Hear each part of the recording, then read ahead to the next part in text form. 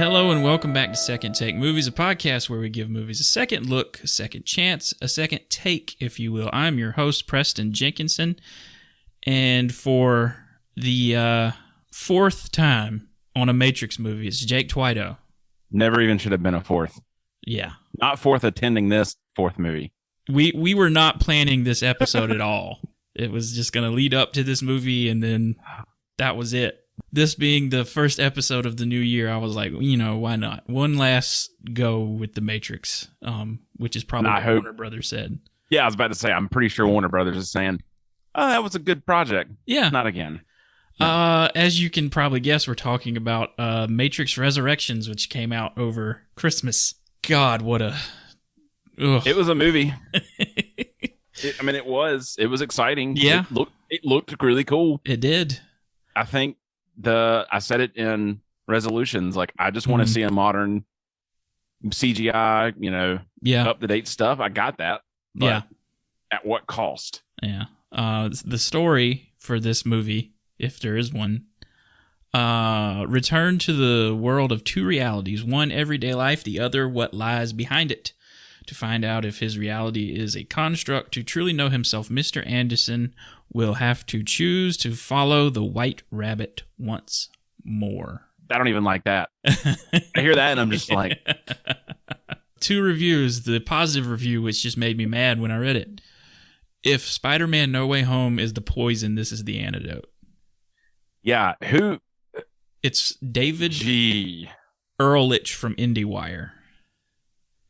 Yeah, that guy is a Chad. Yeah. That's the dumbest man I've ever heard in my life talk. Yeah. And Roger Moore from Movie Nation with the negative review said, I was delighted at the beginning and steadily more appalled at most everything that followed. There's no sugarcoating the fact that I look forward to never seeing this resurrection again. That's dead on. Yeah. That's exactly how I felt watching the Cowboy Bebop reboot too, though. Yeah.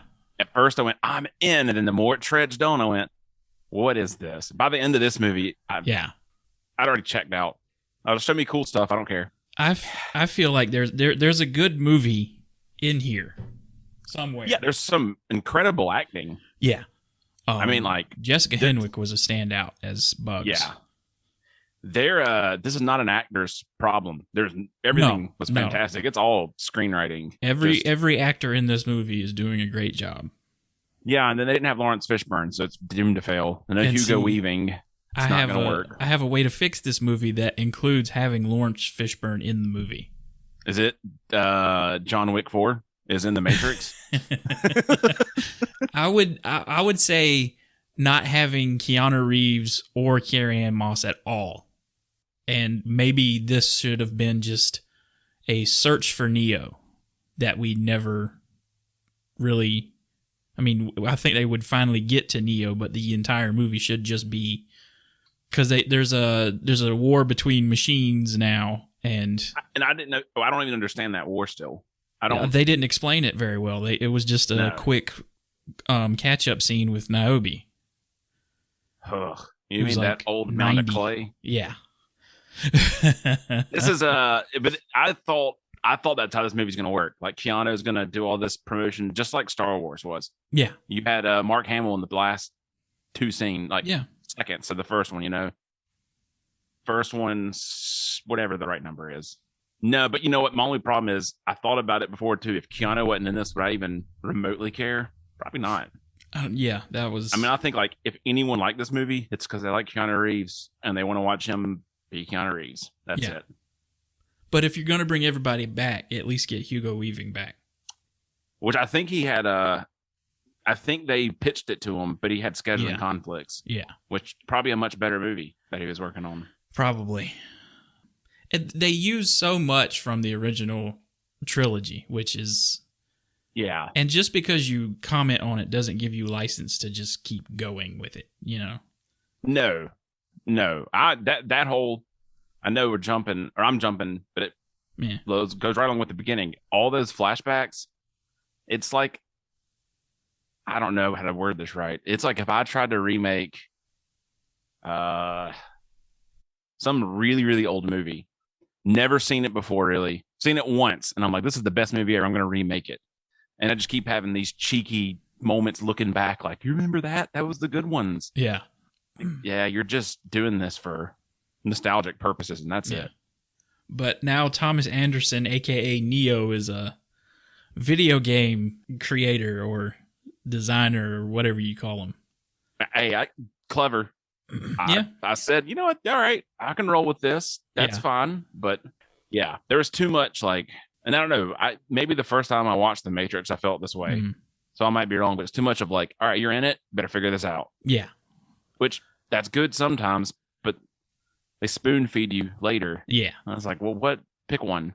And it opens up pretty much the way every Matrix movie does, with going into the green lettering, and it just immediately starts out with what we think is the Trinity scene from the very first movie, but we slowly realize it's not the exact same way because it's not the same actor as Trinity, and Yahya Abdul-Mateen, who's playing Morpheus in this movie, is playing Agent Smith in this scene.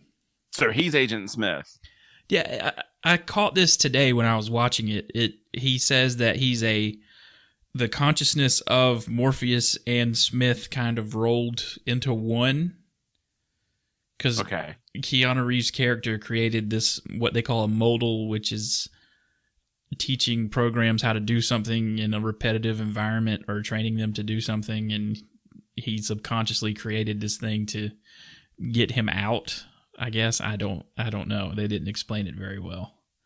Yeah, I think I rolled my eyes a million times at their dialogue of programming and all this stuff. It's like, yeah, some of this stuff does exist, but it's just like it's just word vomit. There's no point to any of it. But I'm glad you picked that up, because I didn't realize that they're like it's the combination. There's alternate or like opposite Neo. There's a lot of explanations in this movie, but they don't do a good job of explaining.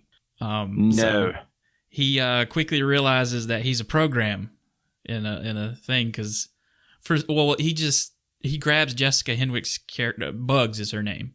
He just grabs her when she's trying to get away, and they use like that backdoor hallway thing.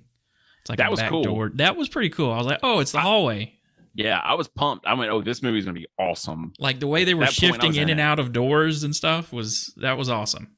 I mean, it's kind of like I made the joke in either the second or third one, like, yeah, I guess Inception stole everything from this. Now it's like going right back around where this just stole that, the hall turning from Inception. Yeah. On the, times two.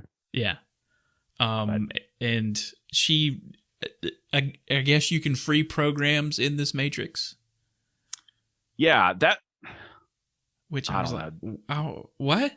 Yeah, you can be a magnet person in the real world or whatever those things are. The first thing I would have changed is keep Yahya Abdul-Mateen, keep the actor, because he's great. Yep. Also have Lawrence Fishburne in this movie and have Yahya's character be the son of Morpheus and Niobe. Yeah, that's a way better story. And he's at conflict with his parents because it's revealed that Morpheus became like a counselor later on in the movie for Zion and didn't believe that another war was happening, even though it was, because he thought that what Neo did was it. So you could have had a war on two fronts, I guess. I don't know. I mean, I'm not a... But doesn't that just like, what's the purpose of the first three movies then? Right. Like, you just kind of retconned everything. You never resolved it even in this. Like, I hope there's not a sequel. I hope this is it. Yeah, I don't. It didn't. It made no money on opening day. I looked. Box office is like $70 million still. 200 something ish million, I think. Budget. Well, it's funny because none of Warner Brothers movies they came out with this year, because they put them on HBO Max, none of them really made any money.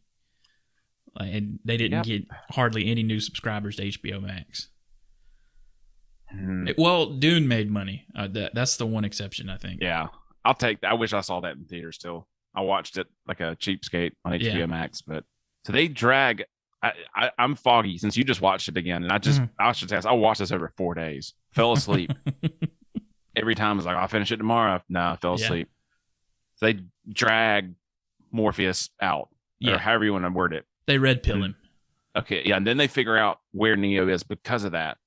Or they found that she lands in his apartment and she's like, "Oh, yeah, they I realize can find him now." that it's like it's the opening of the Matrix, of the first Matrix movie, and they're like, "Oh, I know this story. This is Thomas Anderson's, and it's like his apartment from the first movie." Okay, that's immediately where I was like, "All right, this movie doesn't make sense." So the Matrix is just a video game now. In this version of the Matrix, the happenings of the Matrix trilogy were just a video game, quote unquote, that Neo designed. I'm just gonna have to quit thinking. I really thought they'd explain more of like what happened from the end, to now. They not did not just very well. We put Trinity and him in this pod, and they just stayed there. Yeah, pretty much. And great. The power of love powered this new Matrix. See, there we go. Power of love. They brought it back. Neo and Trinity are the key, apparently. They find him. They eventually talk him into taking the pill. Did you freak out when one of the machines grabbed him out of the pod? Because at this point, I didn't know that the machines and people got along at all. Right. We don't find that out till we get to Io later on. Yeah. Which is the new human city. Zion without a Z and N. We follow Thomas Anderson as he goes to his psychiatrist, played by Neil Patrick Harris. Dude, Neil Patrick Harris is in so many movies right now, and I'm okay with it, especially counterpart Nick Cage. Can't wait for it. We find out he's the new creator of this Matrix a little later on, which was kind of obvious to me. I was like, oh, okay, well, this is I thought it was just a new version of the Architect. I thought the Architect updated himself for. I don't know why they didn't go with that. Yeah. Again, that was the easy made sense. No. He's the analyst now. And the whole time I was like, yeah, when they revealed that, I'm like, oh, you're fishing for a sequel. Jonathan Groff is playing his business partner who he doesn't really like, and he doesn't like him, but he's actually the Agent Smith, because the first time they try to get Neo out is during a fire alarm. Morpheus is in an orange suit for some reason. I don't understand his wardrobe in this movie. No, makes no sense. Yeah. There's a lot of that I'm like, this doesn't. Let me ask you this, and I know this probably isn't the point. Was he good in this movie? Jonathan Groff? I think so. At first, I was like, I hate this. They pretty much. I think the direction was pretty much do an impression, your best impression of Hugo Weaving when you need to. At the end of it, I went, all right, yeah, this works. Mm-hmm. The skipping way ahead, him walking in, shutting stuff down, then walking out. It's like, yeah, all right, I can roll with that. That's cool. Mm. But turns out that fire alarm gets manipulated into him ending up in his psychiatrist's office with the Deja Vu black cat, who is literally named Deja Vu. Yeah. I was like, this is the dumbest thing. What's in the video games called Deus Ex Machina? The video game company, is Deus Machina, I think they call it. I think that's not there's a video game series called that, but not a video game company. But yeah, there's a video game called Deus Ex, I think. Yeah, there is so many stupid callbacks like that. That's like, someone's going to get this and love it. No. No. That's just lazy. Yeah. And you did stuff like that, but you didn't do stuff like we've said already. It was an easy win to say, it's Morpheus' son or anything like that. Yeah. I know. Or make that's Neil kind Patrick of Harris the Architect. It's kind of the lame thing to do, just to have the new characters be related to the old ones. But yeah, I think in that case it would work to explain why you don't see Morpheus in the trailer, but Morpheus, quote unquote, has a new face or whatever. But I doubt he would name his son Morpheus, but Dorpheus. Yeah. So what happens then? They keep make him it from back, jumping off a roof again. Yeah. Then is that where they make it back, where Niobe gives the entire spill? And it's that whole sequence. I thought that train sequence, through Tokyo and then back to the theater and then back to the train in Tokyo, I thought all that was good. Oh yeah, the way they transitioned through it. The visuals and the transitions to this movie are good. Yeah, Logan said, I like this one. It's not grimy with people with holes in their sweater. Yeah. It's like, yeah, you know what? That's a good point. It's a lot shinier. That was cool. Of the sequels, this is probably, even though I'm kind of dumping on it a lot, but it's probably, I'd say it was better than the other two sequels.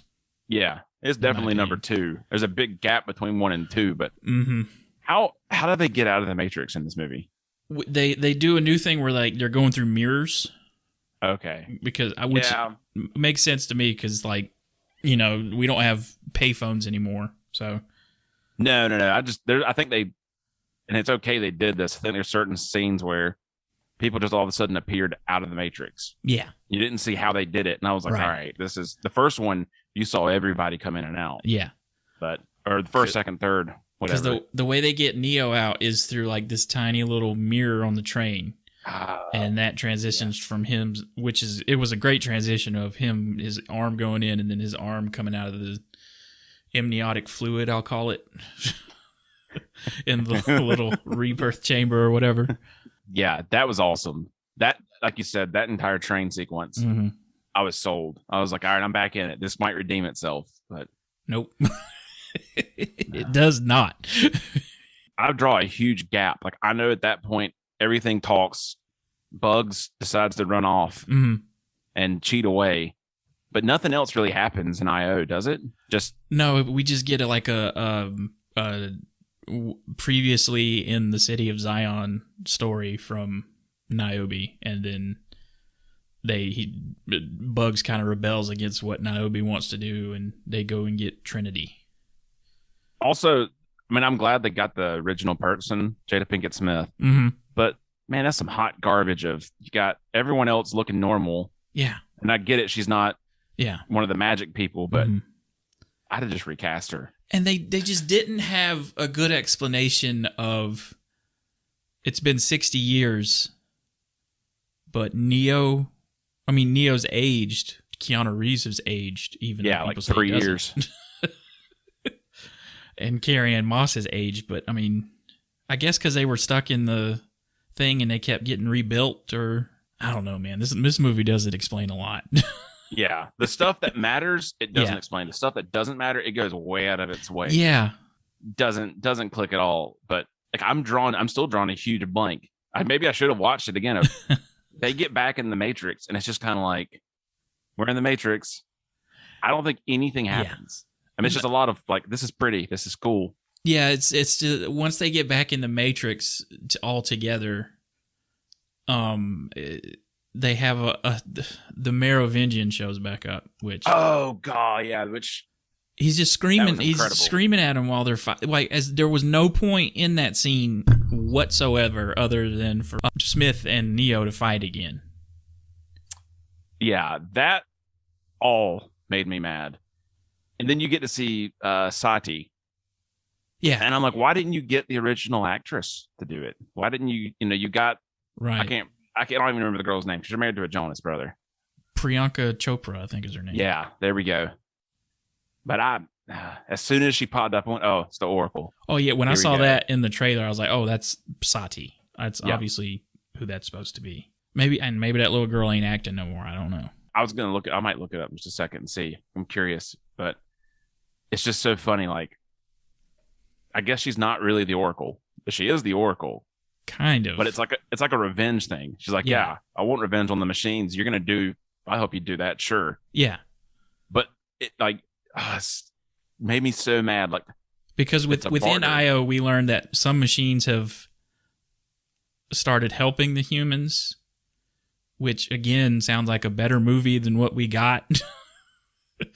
It could have been a good twist of Bugs' crew freeing these what we think are people, and then we find out, oh, they're freeing programs. Okay, this is a new twist on the Matrix. Okay, let's explore this instead of trying to do the same thing over and over again and having flashbacks. They could have done so much more.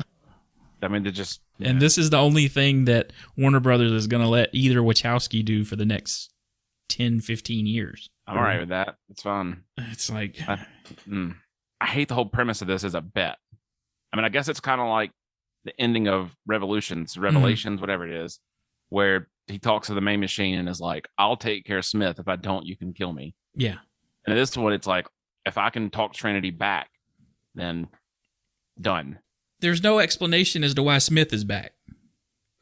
No, I thought there would be a he got waking deleted up moment. No, that doesn't. Maybe that's why it's a different Smith or something. But yeah, he was gone. Seems there was to no have all questions the asked. memories of the old Smith, like backups, Mr. Anderson. That's the worst Hugo Weaving you're going to hear for a long time. I did think it was funny. Trinity Tiffany, whatever she goes by. Yeah. Her husband is Keanu Reeves' stunt double in the first trilogy. He's also the director of John Wick. Oh, okay.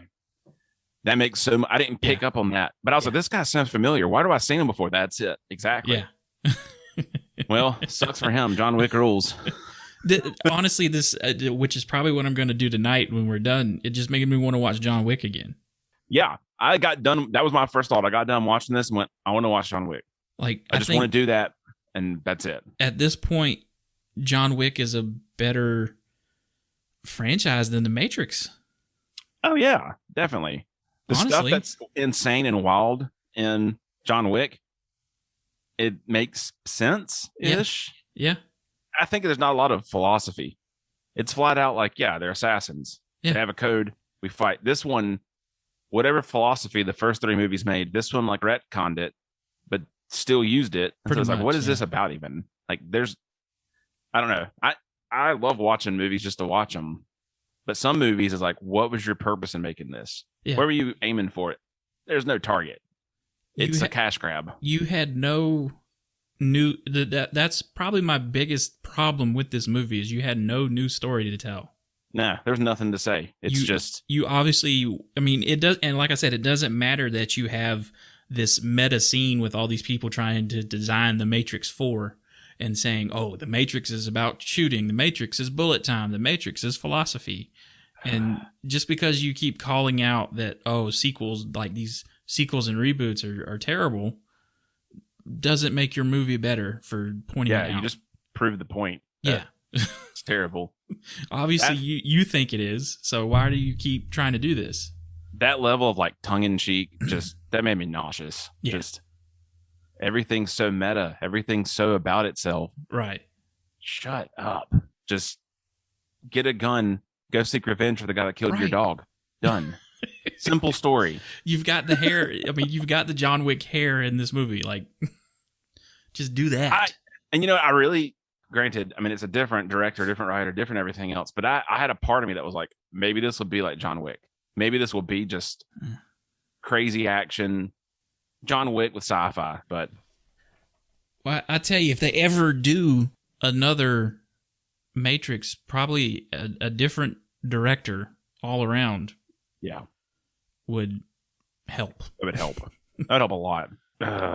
Before I take you down a path darker than this.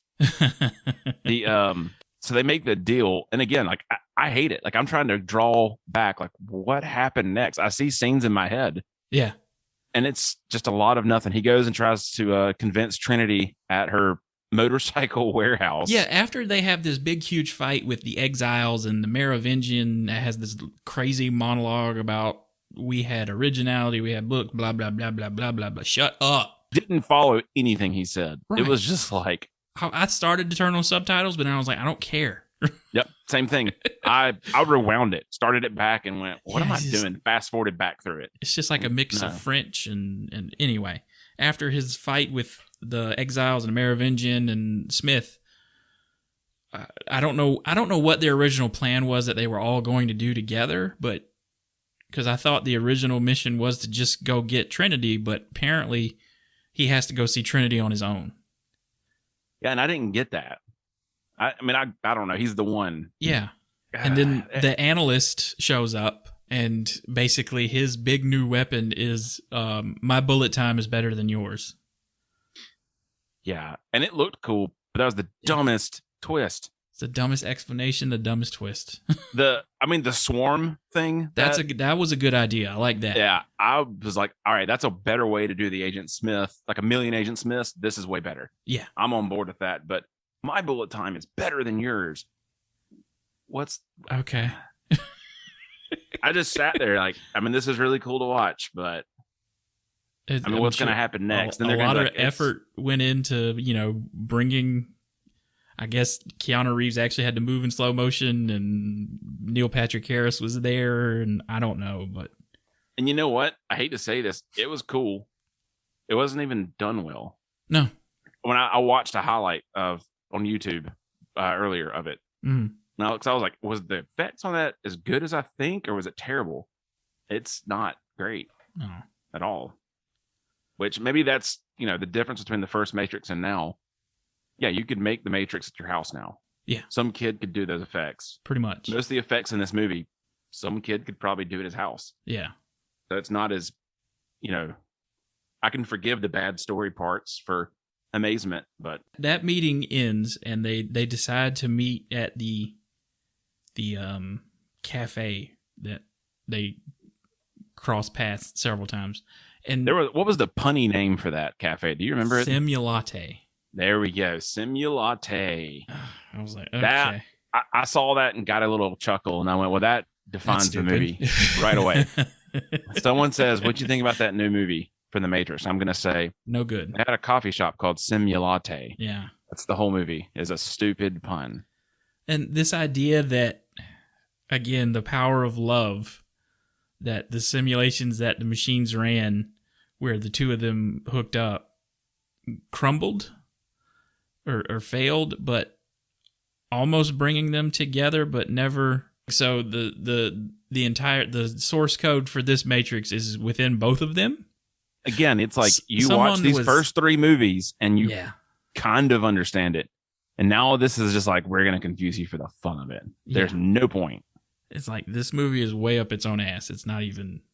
No, I mean, there's no. And no, yeah. And it's too long. Yeah. It's that confusing, that ridiculous. Hours. Yeah. Like watching it today, I kind of cut it off as soon as, like, because they at the second meeting, there's all these, it's the stupidest. It's just dumb. Like, the analyst is surrounded by all these FBI and SWAT team people because their deal is that if he can't convince Trinity to come with him, then I guess they're gonna kill Neo or plug him back in, or I don't know. And he has a deal with the crew that if he gets caught up again, just to unplug him and kill him. Which, tell me I'm not crazy. Doesn't it look like that's just what happened? Yeah.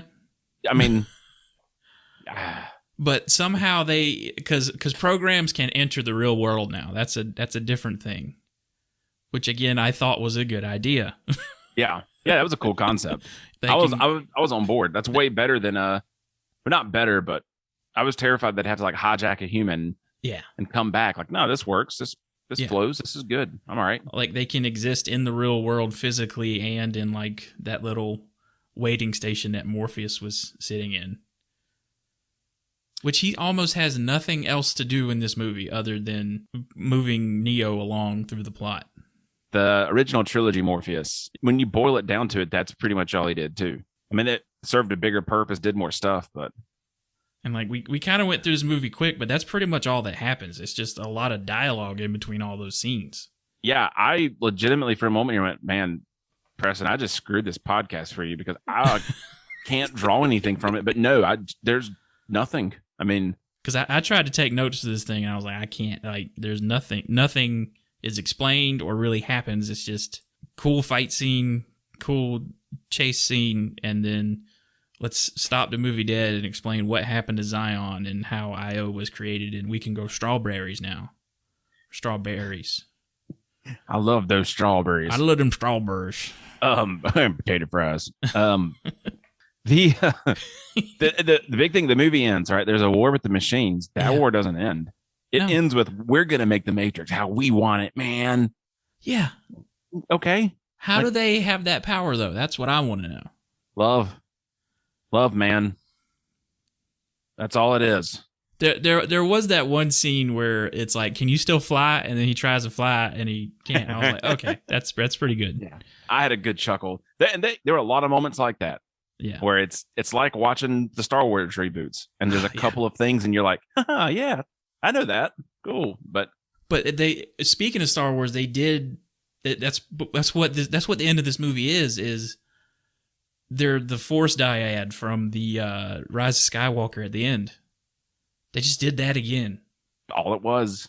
That's it. Because somehow the way they get Trinity out is they bypass the connection into Bugs, and Bugs enters her body for a minute, and then they plug something else into Trinity, and then they get her out of there somehow.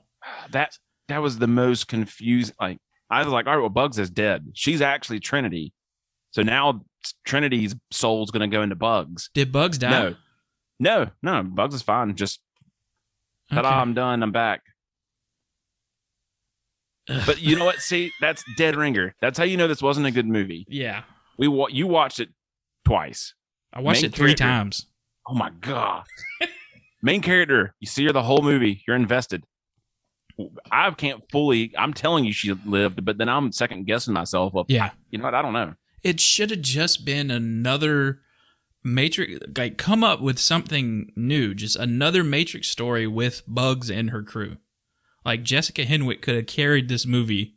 Oh yeah, on her own, basically. And I feel terrible for her. Yeah, because she turned down Shang-Chi for this. That's a good. Well, what role do you know? If I was going to guess, either Awkwafina's role or the role of the sister. Probably the role of the sister, since she's trained in fighting. Yeah, I don't know what the better move there would have been. Yeah. She was fantastic in this movie. Yeah. So I can't. She was the best part of Iron Fist, which is a low bar, but... Whoa. Second chance. You're watching the entire season again. We'll talk about it. Danny Rand's my favorite. God. I'm a rich white man. I have problems with my kung fu. Yeah. I'm going to tell these kids how to do kung fu. Which, yeah, God, yeah. You were trained in a monastery in the mountains, but let's calm down. Also, to get off topic and talking about Iron Fist again, you have a dragon, and you don't show it. I don't know why they never showed it. Like, you see the 2 eyes at, like, the end of the first season, but that's it. Show me the dragon. Yeah. That is the one Netflix show that's not coming back, or Netflix character that's not coming back. Kind of sad, but that's all right. Iron Fist will probably come back, but it won't be the guy that played him. No. I don't blame him necessarily. The first season sucked because the fighting was awful. Yeah. Well, the choreography was terrible. And then the second one, that was better. That's what made me not like that actor, is like people, like the stunt guy was saying, like he didn't want to prepare. That's why the fight scenes suck. But we're talking about Matrix Resurrections right now. Yeah, well, I mean, there's not much to talk about. No, there's not. Hey, Spider-Man was incredible, Preston. Let's just go ahead and contradict your stupid positive. That's how, I mean, that's not a reboot. That's a sequel. Yeah. There's a lot of throwback stuff and nostalgia. That's how you do it. Yeah. Just, you want to compare the two of throwing something back? It made me go back and watch all the other Spider-Man movies. Everyone I've talked to's done that. Everyone's been like, I gotta watch them all again. Yeah. But yeah, that's the Resurrections. The Matrix got resurrected for a little bit. I think this movie's made for like marketing dweebs that are really into NFTs. Yeah. And they even gave out NFTs. And the funniest thing in the world to me is that press release or the interview with Keanu Reeves, where that tech dweeb macho dude, like, I think it was with Insider, maybe. And he's like, what do you think about art being NFTs and the value of it? And Keanu Reeves is just like crapping on it. I don't know what the fuck that is. I don't either. I don't get it. But he's like, you mean it's art that you can just click copy and paste on and it's unique?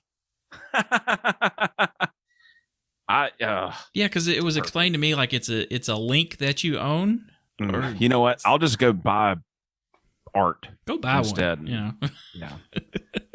Can you make this podcast an NFT, Preston? And then we can put it on a choo-choo train of links and whatever the crypto ethereal. I want people to actually listen though. That's you can make a ton of money. They got to pay you $1 million to get the NFT for. Corridor Crew made some NFTs. I did like theirs. Yeah. And I like watching that. I wish I understood it more from watching their stuff. If anybody understands it, it's them. That's like the 50th mention of their channel on this show. But I purposefully came into this and said, I will not say Corridor Crew, because I've done it every time I've been on this podcast. I mentioned it in the first 3-4 episodes of them. So they're good. That was The Matrix 4. Nothing happens. You know what? Perfect. It's back to the status quo, basically. Did you watch Jupiter Ascending? I did. It's terrible. That's what this is. It's a better version of that. Just as confusing, just as dumb. Just old, what's that guy's name? That's the Fantastic Beasts guy. I almost said Channing Tatum. No. But you know who I'm talking about, a little skinny white British dude. Yeah. Who just like yells and whispers at a moment's notice in that movie.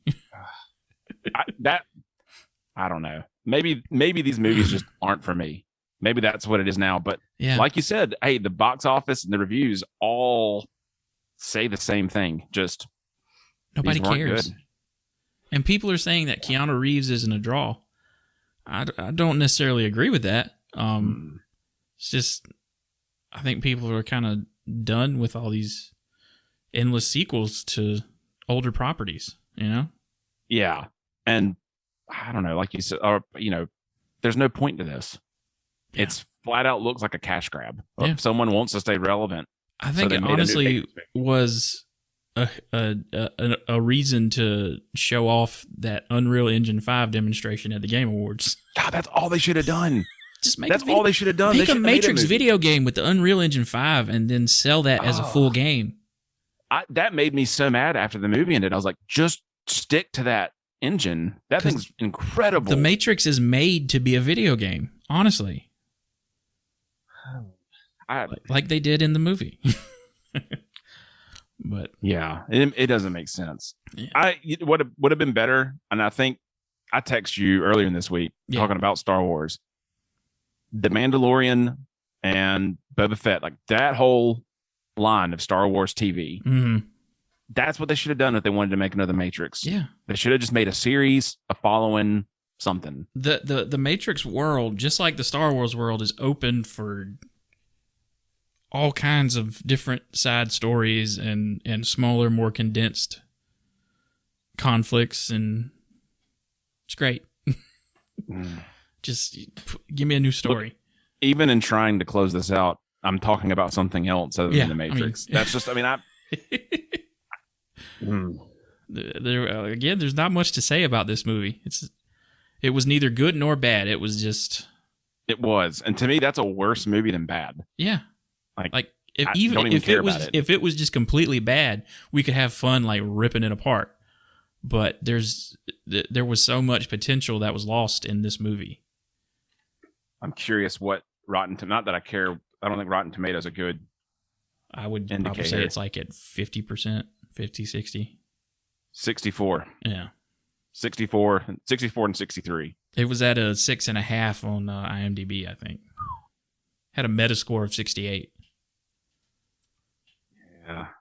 So to 5.8 now. Yeah. But yeah. So sorry, man. This is the worst podcast you've ever done because there's nothing to talk about with the Matrix. I think a lot of people, I think we're just venting a lot of frustrations that people had with this movie. Yeah. And I think not for me necessarily, but like that original trilogy meant a lot to a lot of people. Mm-hmm. And it's like, yeah, they're going to be piping mad with this turd of, it's just laughably bad at points. But that's this has the pleasure of being the first podcast of 2022. So yeah, 2022 is looking bright already, man. Yeah. Hey, nothing bad, nothing good. I'll take it. And I would probably rate this as a 5, maybe a 4. Yeah, I think that's fair. That's fair. The acting's so good. Yeah. The acting's so good. The choreography's so good. 5's fair. The technical stuff in this movie is great. Yep. It's just the storytelling that's not so great. No, story. It's a great story for a video game. That's my summation of. Don't resurrect another one. It's dead. No. Kill it. No. Please don't. I won't do a 5th one with you. If they do it, and you say, "Hey, man, we got to do that fifth one," I'm just gonna say, "You know what? No, sir. Nope. No." That's the new motto for 2022. It's over. It's over. All right. Like I said, that's the first podcast 2022. Probably not as enjoyable as it should be, but there it is. Jake, thanks for stopping by. 2022, when you want to make it better, just watch the Book of Boba Fett. Done. Yeah. End it on a good note. Yeah. So I will see you in the next episode.